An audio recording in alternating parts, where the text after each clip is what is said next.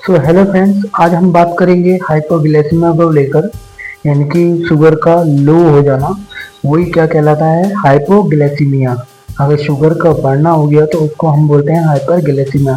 तो आज इसी टॉपिक को बहुत ही इजी वे में हम जानेंगे और इसके वीडियो के कुछ सेकंड में मैं आपको कुछ सेल्फ ट्रीटमेंट और कुछ प्रिकॉशंस फॉलो करने के लिए बताऊंगा। तो प्लीज़ मेरी वीडियो में आप लास्ट तक वो बने रहिएगा। और खास करके ऐसे लोग जिनको पहले से ही डायबिटीज है, अगर उनकी शुगर यानी कि घटना, तो ऐसे सिम्टम्स यानी कि कितनी जल्दी को हरियप करना होता है, कितनी जल्दी कवर अप करना होता है, और सब कुछ मैं इस वीडियो के अंदर आपको बताऊंगा। तो myself Saurabh Saxena is NS physician. तो स्टार्ट करते हैं हम हाइपोग्लाइसेमिया। तो हाइपोग्लाइसेमिया यानी कि low blood sugar count is known as, यानी कि low blood sugar count is to below the normal range. तो बात करूँ मैं यानी कि हाइपोग्लाइसीमिया यानी कि लो ब्लड शुगर काउंट, तो सबसे पहले हमें डायबिटीज के कुछ कैरेक्टर्स को समझना पड़ेगा कि ये लो क्यों हो जाते हैं। तो फर्स्ट ऑफ ऑल मैं आपको बताना चाहूँगा, जो हमारी डायबिटीज रहती है यानी कि शुगर का जो लेवल रहता है बॉडी के अंदर, वो फास्टिंग में यानी कि 70 to 100 इज नॉर्मल। और क्या में आफ्टर यानी कि लंच यानी खाना खाने के बाद में यानी कि 140 तक लोग क्या होता है कि वो नॉर्मल यानी कि माना जाता है। अब इसके कुछ लो ब्लड शुगर के मैं सिम्टम्स आपको बताऊं, तो इसमें जब भी किसी व्यक्ति को लो ब्लड शुगर यानी कि हाइपोग्लाइसेमिया होती है, तो इसके अंदर यानी कि सिम्टम क्या शो करता है। तो सबसे पहले यानी कि व्यक्ति का यानी कि लॉस ऑफ कॉन्शियसनेस, यानी कि वो अपनी जितनी भी कॉन्शियस यानी कि सुनने या फिर समझने की शक्ति होती है, वो जो है डीप जाने लगती है। जिसकी वजह से क्या होता है कि अगर किसी व्यक्ति की शुगर लो हो जाती है, तो उसको बहुत ही ज़्यादा वीकनेस यानी कि चक्कर का बहुत ही ज़्यादा यूज आता है। और चक्कर आने के बाद में माइंड कॉन्सेंट्रेट यानी कि इतना वो अपना माइंड यानी फुल कॉन्शियस नहीं हो पाता, जिसकी वजह से उसकी स्किन का कलर भी कैसे हो जाता है, यानी कि पैल डल जैसा उसकी स्किन का कलर भी हमें देखने के लिए मिलता है। और उसी के साथ साथ में क्या होता है कि फैटी की जनरल वीकनेस यानी कि बहुत ही ज्यादा कमजोरी का उसको सामना करना पड़ता है, जिसकी वजह से उसको स्वेटिंग यानी कि पसीना जैसा आना, और उसके बाद में पसीने आने के बाद में क्या होता है कि व्यक्ति धीरे धीरे लॉस ऑफ कॉन्शियसनेस यानी कि कॉन्शियस बेहोशी में चला जाता है। तो ये कुछ सिम्टम्स होते हैं यानी कि लो ब्लड शुगर के अंदर चले जाने के बाद।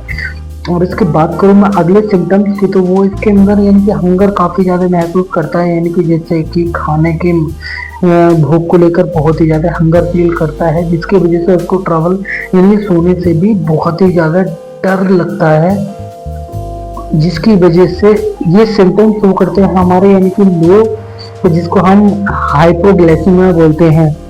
तो सबसे पहले देखो, मैं डायबिटीज की आपको बात करूँ तो ये कैरेक्टर्स कुछ इसके समझाने के लिए मैं आपको एक छोटा सा एग्जांपल के तौर पर समझाता हूँ कि 5 चीजें हमारी बॉडी के जो शुगर को मैनेज करने में बहुत ही ज्यादा हेल्प करती है। वो पहला क्या होता है, सबसे पहला हो गया हमारा कार्बोहाइड्रेट्स हो गया, और दूसरा हमारा हो गया जिसको हम शुगर बोलते हैं, और तीसरा पैनक्रियास, और चौथा ब्लड, और पांचवा इंसुलिन। ये बहुत ही ज़्यादा हमारे अंदर रोल प्ले करते हैं। अब मान लो अगर कोई भी हम कार्बोहाइड्रेट्स और कहते हैं शुगर को यानी कि लेते हैं, तो वो टूट कर किस में कन्वर्ट होना है, वो हमारे ब्लड के अंदर ही कन्वर्ट होता है। और ब्लड के अंदर एक केमिकल बॉडी हमारी रिलीज करती है जिसको हम इंसुलिन बोलते हैं। अब इंसुलिन कहाँ से रिएक्ट करता है, यानी कहाँ से रिलीज होता है, वो एक पैनक्रियाज नाम की एक ग्रंथि से रिलीज होता है। शुगर क्या होता है कि ब्लड का मैनेजर होता है, यानी कि sugar is the fundamental of carbohydrate. वही उसको सब कुछ काम पे सोचने का काम करता है, यानी कि तुम वहाँ हार्ट के अंदर जा, तो मसल्स के अंदर जा। यानी कि अगर बात आती है तो शुगर की यानी कि रेजिस्टेंस बॉडी के अंदर होना, जिसकी वजह से क्या होता है कि शुगर का लेवल इंसान का बढ़ भी जाता है, और शुगर की रेजिस्टेंस की ये प्रॉब्लम को यानी कि क्रिएट होता है। तो अगर कोई सी भी जो भी हम कार्बोहाइड्रेट या फिर केक में शुगर हम लेते हैं, वो बॉडी के अंदर यानी कि यूटिलाइज अच्छे से ना हो पाना, जिसकी वजह से क्या होता है कि पैनक्रियास हमारी बॉडी के अंदर इंसुलिन नहीं बना पाती, जिसकी वजह से हमें काफी सारे कॉम्प्लिकेशंस आते हैं। तो ये बहुत सारे करेक्टर्स हैं जो मैंने 4 एग्जांपल से अभी आपको समझाया। तो हमारी बॉडी के अंदर यानी 5 ये इनका बहुत ही ज़्यादा रोल प्ले होता है। अब होता क्या है कि अगर हाइपोग्लाइसीमिया किसी भी व्यक्ति को हुआ, यानी कि इसके शुगर का रेंज यानी कि 150 से 200 के बीच में रह रहा है, बट अगर वो कोई जैसे कि ग्लिप्टमाइड टैबलेट्स हो गई या फिर कोई एमरिल M1 वाली टैबलेट्स हो गई, ट्राइपराइड 2 वगैरह टैबलेट्स होती है, तो कभी कदा क्या करती है कि वो शुगर का लेवल यानी कि एकदम से बॉडी के अंदर लो कर देती है, जिसकी वजह से क्या होता है कि व्यक्ति को इतने सारे कॉम्प्लिकेशन का सामना करना पड़ता है, जिसको हम मेडिकल टर्म्स में बोलते हैं हाइपोग्लाइसीमिया, यानी कि ब्लड शुगर का लो हो जाना। तो ये कुछ सिम्टम थे और ये ही कुछ करेक्टर्स है जो अभी आपको मैंने समझाया, और मैंने पिछली वाली वीडियोस में टाइप 2 टाइप 1 डायबिटीज की वीडियो में बहुत ही अच्छे से एक्सप्लेन किया हुआ है। अगर आपको किसी भी तरह की कोई रिक्वायरमेंट्स रहे तो आप मेरी वो वाली वीडियो देख सकते हैं।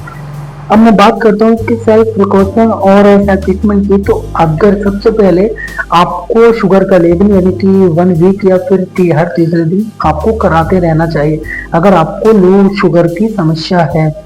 और दूसरा, आपको कंसल्ट यानी कि ऐसे डॉक्टर से करते रहना चाहिए जो कि MD या फिर जनरल फिजिशियन हो, जो कि एंडोक्राइन डॉक्टर होते हैं, उसके न्यूट्रिएंट्स के अकॉर्डिंग आपको वर्क करना होता है, यानी कि उसके प्रेस्क्रिप्शन को ही आपको फॉलो करना होता है। अदरवाइज सेल्फ ट्रीटमेंट और सेल्फ प्रिकॉशंस की अगर मैं बात करूँ तो सबसे पहले अगर आप जब भी सुबह उठते हैं तो अपना एक डेली का शेड्यूल बनाइए। अगर आप कोई रेगुलर वर्कआउट करते हैं या फिर किसी चीज़ें तो आप 10 से 15 मिनट यानी कि मेडिटेशन भी आपके लिए बहुत ही ज़्यादा बेटर रहती है। तो ये सारी जो एक्टिविटीज अगर आप करोगे तो जो भी आपकी बॉडी के अंदर ये शुगर का यानी कि लो शुगर का होना ये बहुत सी ही प्रॉब्लम्स क्रिएट करता है फ्रेंड। ये मैं बता नहीं सकता कि आगे चलने के बाद में ये लो ब्लड शुगर कभी कदा पेशेंट की यानी कि डेथ तक इसके अंदर देखने के लिए मिलता है।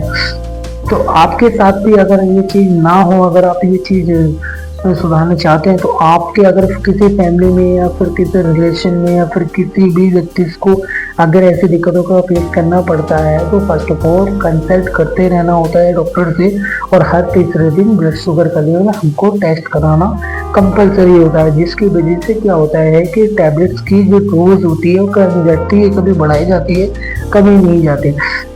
क्योंकि सारी की सारी प्रॉब्लम्स क्यों होती है कि अगर हमारी बॉडी इंसुलिन नहीं बनाती है तो उसकी वजह से हमें सारे के सारे कॉम्प्लिकेशंस यानी कि इसका सामना करना पड़ता है। तो I hope you have understood my videos about the low blood sugar counts and मिलते हैं फ्रेंड्स नेक्स्ट टॉपिक पे नए डिजीज के साथ। तब तक के लिए बाय बाय फ्रेंड्स।